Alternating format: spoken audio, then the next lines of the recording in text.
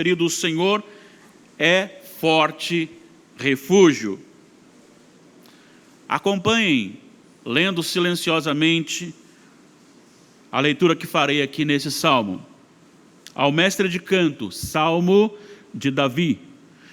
No Senhor me refugio. Como dizeis, pois, a minha alma foge como pássaro para o teu monte?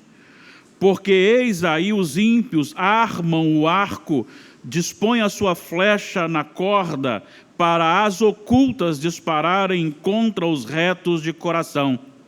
Ora, destruídos os fundamentos, que poderá fazer o justo? O Senhor está no seu santo templo. Nos céus tem o Senhor seu trono. Os seus olhos estão atentos, as suas pálpebras sondam os filhos dos homens. O Senhor põe à prova ao justo e ao ímpio, mas ao que ama a violência, a sua alma o abomina. Fará chover sobre os perversos brasas de fogo e enxofre, e vento abrasador será a parte do seu cálice. Porque o Senhor é justo, Ele ama a justiça. Os retos lhe contemplarão a face. Eu quero recorrer mais uma vez ao Senhor, expressando a nossa dependência. Oremos. Pai, venha ao nosso socorro e prepara, Senhor Deus, não apenas o meu coração para que aquilo que já foi colocado nele, mas também aquilo que o Espírito Santo, por bem achar acrescentar, para que, ó Deus, a Tua palavra seja exposta com fidelidade, e que, ó Deus, os corações que a receberão também sejam preparados e iluminados pelo Santo Espírito, e que todos nós sejamos edificados em nome de Jesus. Amém. O salmista Davi é um dos nomes muito conhecidos. Nós conhecemos Davi desde criança, não ele de criança, nós de criança o conhecemos. O conhecemos nas histórias. Quando aqueles que vão nos ensinar já começam em casa, falando a respeito de Davi, a primeira história que nós ouvimos de Davi é que ele matou um gigante, o gigante Golias. E no decorrer da nossa vida a gente vai aprofundando e sempre ouvindo ou citando ou ensinando sobre Davi. Davi, como nós sabemos, foi o segundo rei de Israel, o rei que recebeu a promessa de Deus que do seu trono nunca mais se apartaria a graça dele, inclusive apontando para a eternidade, que do trono de Davi nasceria o Messias. Davi foi um rei muito vitorioso, um homem que experimentou grandes feitos do Senhor na sua vida. E em determinados momentos ele escreve salmos. E um salmo que hoje é talvez o mais conhecido é o 23. E que às vezes é confundido pela sua parte introdutória ou pela primeira parte do salmo. Quando lemos, o Senhor é o meu pastor, nada me faltará. Muitas pessoas pensam que esta afirmação significa que Davi e todo aquele que tem o Senhor como seu pastor nunca passará por adversidades, nunca sofrerá nenhuma tribulação e que estará isento dos ataques internos e externos. No entanto, o próprio Salmo quebra esta visão, porque ele vai dizendo da assistência do Senhor nos bons momentos da vida, com o Senhor nos conduzindo com águas refrigeradoras, a pastos verdejantes, realmente que tem substância, que tem habilidade para nos deixar saudáveis. Mas quando chega no versículo 4, ele fala a respeito das adversidades. E diz que quando passar pelo vale da sombra da morte, ele não teria medo, porque a presença do Senhor o acalmaria e o sustentaria. E aí então ele está agora diante de inimigos. Versículo 5. E é neste momento que o Senhor continua presente e nada lhe falta. O nada lhe falta não é que não acontecerão problemas na sua vida, mas que o Senhor soberano, cuidador está sempre presente na vida dele e na vida de todo aquele que está no Senhor. O Salmo 11 também é um salmo de Davi. E esse salmo, ele pode ser dividido, ele é composto por uma afirmação, uma citação de uma crise forte estabelecida e o governo soberano do Senhor sobre todos. Eu quero convidá-lo a mergulhar comigo nesse salmo. E o meu desejo é que você seja alimentado, seja consolado, confortado, desafiado a lançar no Senhor toda a sua ansiedade, todo o seu medo e todo o seu problema. Então nós podemos iniciar o salmo dizendo que no Senhor estamos seguros. E é isto que ele vai dizer, que essa primeira parte do versículo, ou o primeiro versículo, diz: no Senhor me refugio. E aí agora ele faz um questionamento: como dizeis, pois, a minha alma, foge como pássaro para o teu monte? Aqui, possivelmente, ele estava ou tratando de um anseio do coração, uma ansiedade do coração, que o conduzia a correr, a fugir dos seus inimigos e a refugiar-se das suas próprias habilidades, ou até mesmo alguns dos seus conselheiros, que possivelmente passavam e diziam: olha, é melhor você fugir e fazer isso ou aquilo, ou firmar-se dessa ou daquela forma.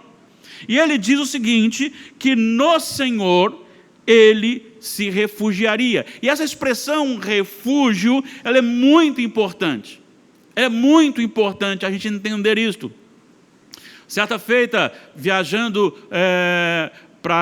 eu não me lembro se era para Manhumirim, mas passando ali próximo à divisa do estado, depois um pouquinho, já estando no estado de Minas Gerais, e quando eu estava aproximando de um local, de um trevo que vai para Durandé, de repente arma muita chuva, muito vento, e também começam a chover assim de forma exaustiva, e o que nós tínhamos que fazer, e que todos que estavam no mesmo trajeto procuraram fazer, era buscar um lugar de refúgio, um lugar que pudesse acampar-se, um lugar que pudesse oferecer proteção daquilo que estava vindo naquele momento.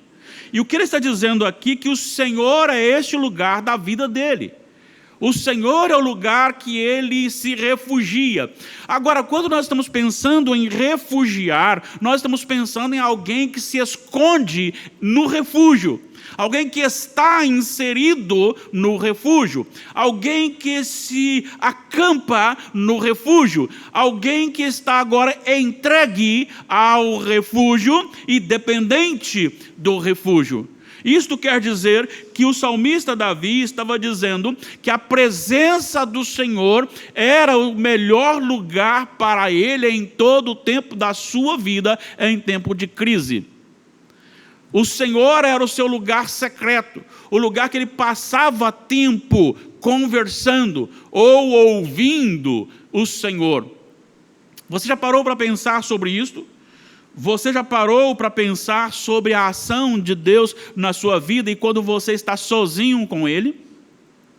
Quando estamos orando em público, nós temos que ter algum cuidado, porque a oração pública, ela é uma oração representativa. Tanto é que eu sempre gosto de pedir uma oração dizendo assim: por favor, nos conduza a Deus em oração.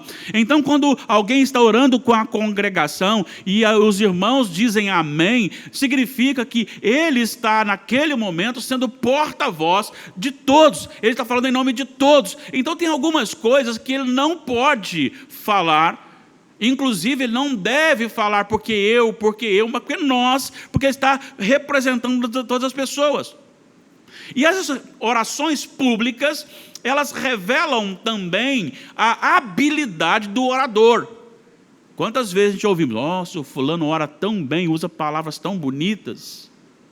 Mas quando nós vamos para o refúgio, para o lugar secreto, lá não tem a representatividade dos outros. Sou eu e o meu Deus.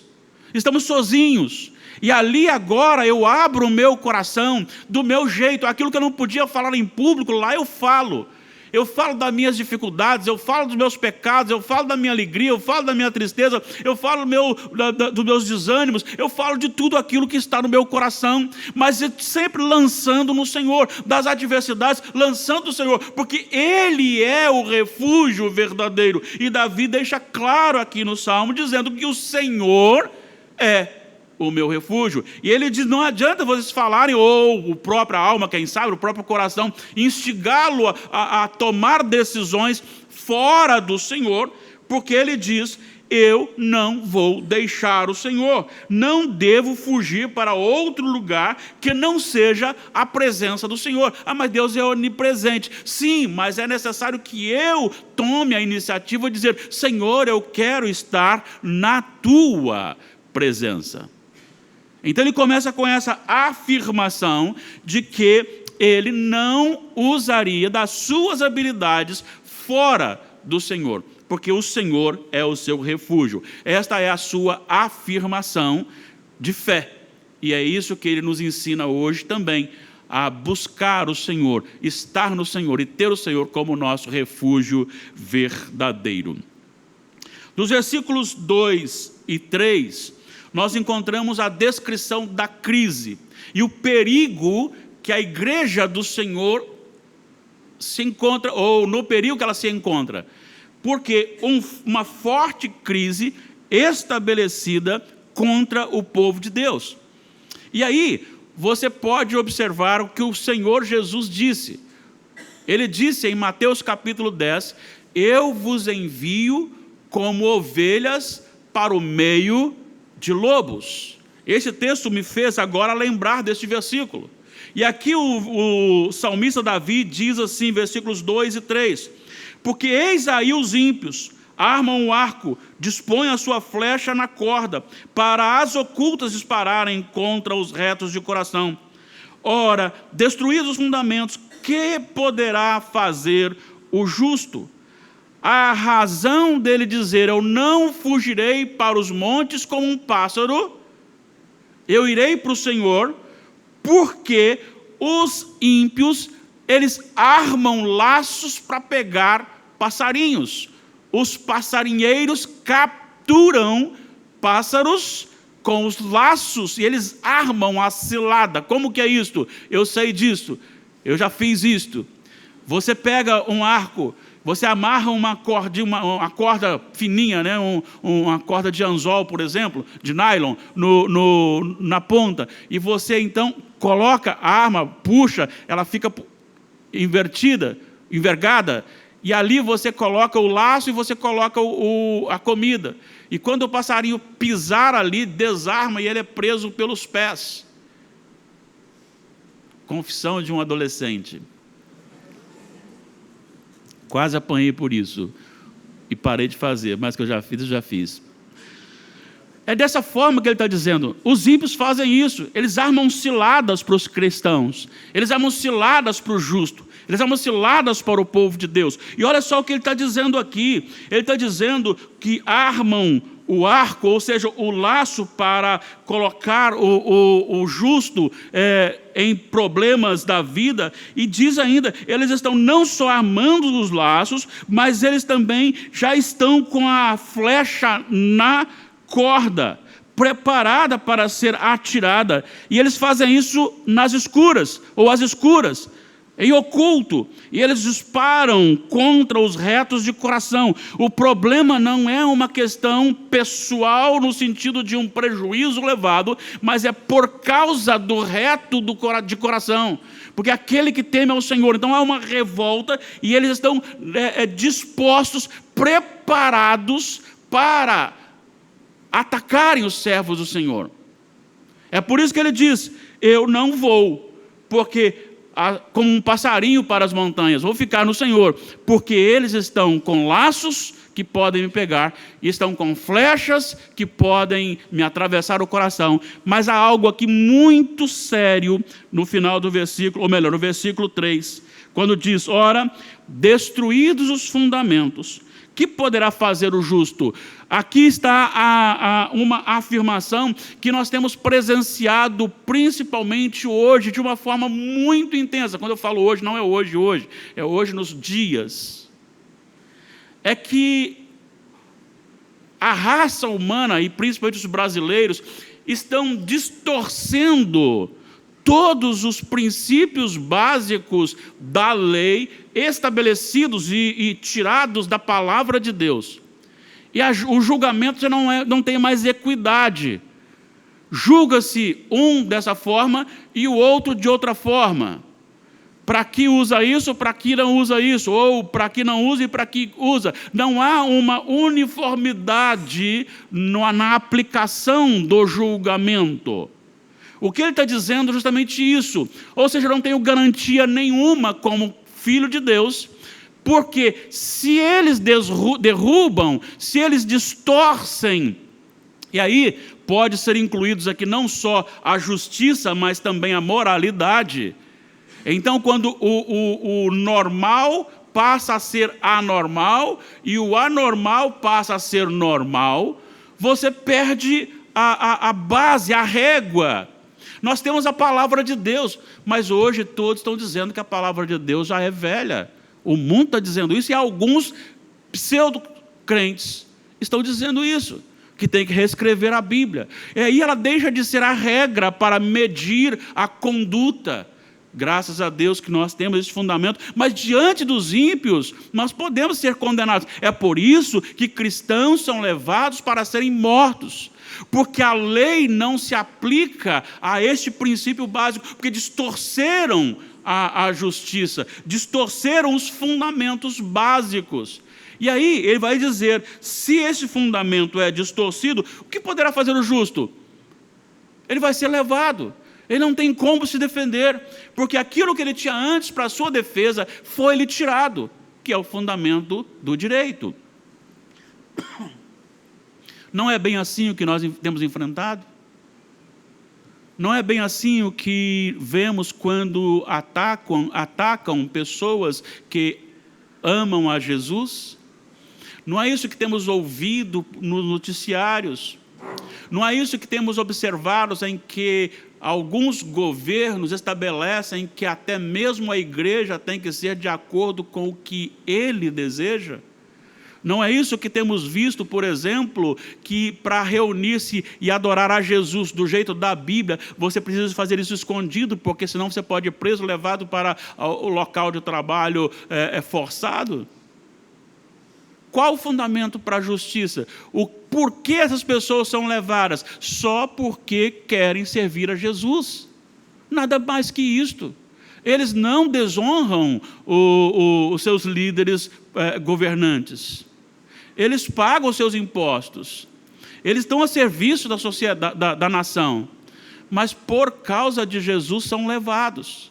E aqui ele está dizendo que os inimigos vinham contra ele e tinham todo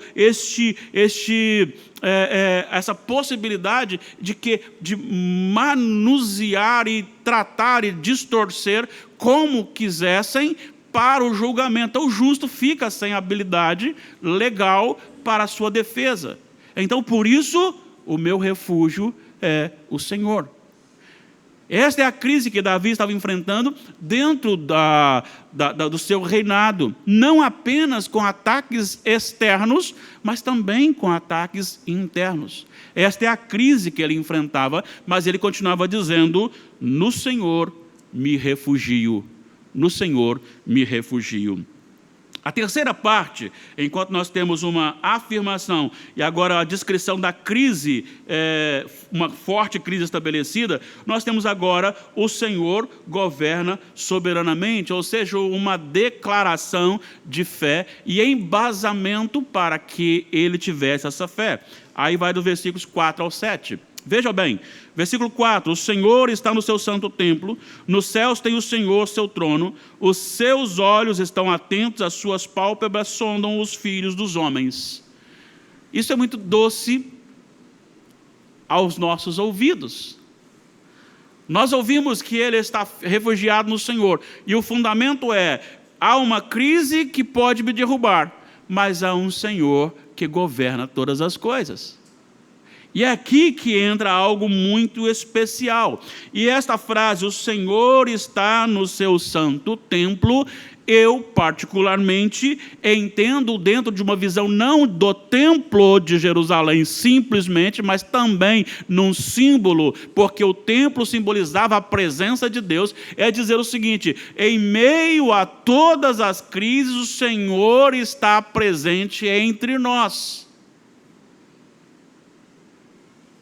É isso que me encanta com o Salmo 46. Deus é o nosso refúgio e fortaleza, socorro bem presente nas tribulações. Socorro bem presente. Ele está presente em meio às crises. Você e eu e Davi não estamos sozinhos quando passamos por qualquer crise. Não estamos isentos das crises, mas temos o Senhor como aquele que está presente. O teu bordão e o teu cajado me consolam. Por isso, nada me faltará. E é nesse momento em que a presença de Deus faz toda a diferença na vida de Davi. É por isso que ele está firme no Senhor, porque o Senhor está firme na sua promessa, ele é fiel, ele está no seu santo templo. Não só isso, mas ele declara também que nos céus tem o Senhor o seu trono. Isso aqui é muito confortador para o meu coração e espero que seja para o seu coração também. Olhamos para governos que entram, que saem, que entram, que saem, seja no Brasil, seja fora do Brasil. Alguns que se aproximam mais, outros se afastam mais dos princípios da Bíblia. Tem aqueles ditadores, tem aqueles que se levantam contra, tem aqueles que matam cristãos, tem aqueles que não chegam a isso, e em todos os lugares, não só como governantes das nações, mas dos estados, dos municípios, em todos os lugares, todas as autoridades, todas elas estão debaixo do governo de Deus. Porque o governo de Deus tem o trono no céu, é o simbolismo daquele que governa toda a lei do mundo. Toda a lei. Às vezes falamos sobre a lei da natureza, mas a lei da natureza é a lei de Deus. Ele criou a natureza e criou a lei da natureza, ele é o autor. Olha o que diz o salmista no Salmo 22, versículo 28. Salmo 22, 28. Pois do Senhor é o reino, é Ele quem governa as nações. É Ele quem governa as nações. E lembrando deste versículo, juntamente com o que nós lemos, que é o versículo 4 do Salmo 11, me leva então para Ageu.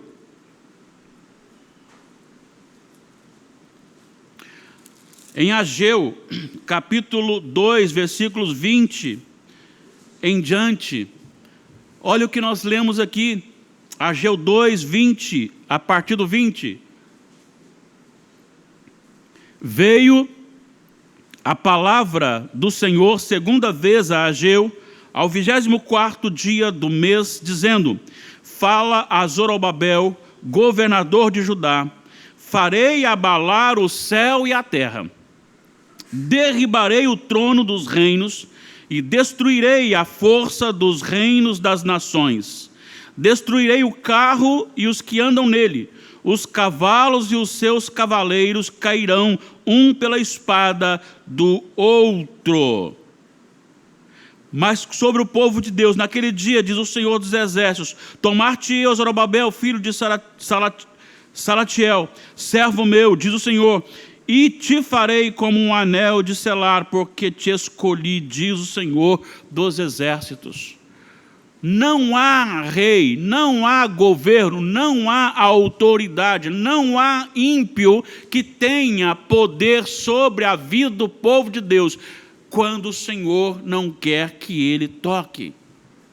Por isso ele diz: o Senhor tem no céu o seu trono, ele governa os governos, ele governa a terra. Mas ele continua dizendo: os seus olhos estão atentos e as suas pálpebras sondam os filhos dos homens. Deus não está cochilando. Lembra do Salmo 121? Não dormita, não cochila, nem dorme o guarda de Israel.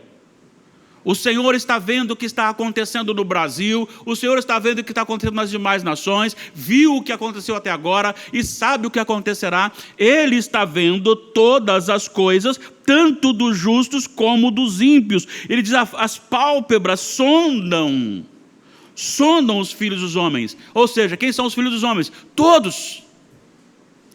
Todas as ações, todas as pessoas, todos nós somos observados 24 horas por dia por aquele que não cochila. O que Davi está dizendo é que ele podia descansar sim, refugiar no Senhor, porque apesar da maldade do mundo, ele estava seguro naquele que governa todas as coisas, que está presente e que observa todos os movimentos de todas as pessoas. Agora o salmista Davi usa algo muito interessante a partir do versículo 5, porque ele trabalha uma inversão muito interessante, porque no versículo 5 ele diz assim: o Senhor põe à prova o justo. Então ele começa agora com o justo, dizendo que o Senhor põe à prova o justo e ao ímpio. Então ele cita primeiro o justo, depois o ímpio, e ele faz agora uma referência ao ímpio, dizendo: mas o que ama a violência, a sua alma o abomina. Isto aqui é muito sério, e nós ouvimos, talvez de forma equivocada, um ditado que nem sempre é verdadeiro. Quantos aqui já ouviram?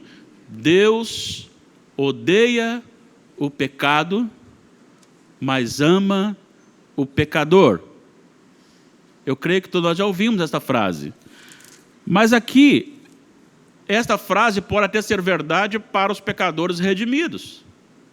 Porque ele está dizendo claramente que aquele ímpio, este ímpio, o Senhor abomina a sua alma. Não está dizendo aqui que só abomina o que ele faz, mas está dizendo que abomina a sua alma.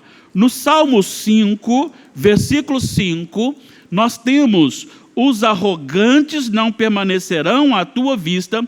A palavra aborreces aqui, ela não faz jus ao original, porque a palavra mais certa do original é: odeias a todos que praticam a iniquidade. O salmista Davi, no Salmo 5, ele não está dizendo que o Senhor odeia as práticas dos que praticam a iniquidade, mas está dizendo que ele odeia os que praticam a iniquidade. Não tem como você desvincular uma coisa da outra, porque senão você poderia perdoar todos os malefícios, dizendo que não, eu só vou condenar o que ele cometeu, mas ele está perdoado. Então não tem consequência. Vamos deixar então, alguém cometeu um assassinato, você vai julgar e dizer: eu julgo e condeno o assassinato, mas eu absolvo o assassino. Não, o assassino tem que ficar preso por causa do assassinato. Não tem como desvincular uma coisa da outra. E é isso que ele está dizendo aqui, que o Senhor, ele abomina o ímpio, e agora vem um juízo estabelecido para o ímpio. Versículo 6, fará chover sobre os perversos brasas de fogo e enxofre, e vento abrasador será a parte do seu cálice, ou do seu copo, aquele cálice da ira. É a ira de Deus. Se esse ditado fosse verdade, o Senhor não condenaria todo mundo, ou todos os ímpios, ou seja, absolveria todos os ímpios, e só condenaria as ações dos ímpios. Mas aqui está dizendo claramente que fará chover sobre os perversos brasas de fogo e enxofre, e vento abrasador será a parte do seu cálice, ou da sua ira. Ele ministrará, assim como ministrou sobre Sodoma e Gomorra, assim como ministrou sobre aquelas famílias que se levantaram contra o Senhor levará a cabo a sua justiça contra aqueles que não amam o Senhor e que perseguem o povo do Senhor. Agora, como que Davi trabalha a inversão? Veja bem, ele começa com o justo, ele fala sobre o ímpio e a pena sobre o ímpio, mas agora ele volta e fecha falando do justo. Versículo 7. Porque o Senhor é justo, ele ama a justiça, os retos lhe contemplarão a face. Olha que coisa, que promessa, que coisa maravilhosa. Enquanto os ímpios receberão a ira de Deus, o apartar-se do Senhor, os justos, os retos, receberão a entrada na nova terra e no novo céu, a reconciliação plena com Deus, que foi perdida no jardim do Éden, quando em Gênesis 3 nos informa que Adão e Eva foram expulsos, e foi-lhe proibida o retorno. Querubins estavam lá, uma espada reluzente, proibindo o retorno de Adão e Eva. Agora nós somos levados novamente à face de Deus em Jesus Cristo. Mas isso é só para aqueles que temem ao Senhor, porque Deus amou ao mundo de tal maneira que deu seu Filho unigênito, para que todo que nele crer não pereça, mas tenha a vida eterna. Não pereça. E esta é a nossa alegria, e esta é a certeza e a convicção do nosso amado irmão Davi. Por isso ele disse: permaneço no Senhor. Ainda que todos se levantem, e por causa disso, permaneço no Senhor. Permaneço no Senhor porque a vida fora do Senhor ela é perigosíssima.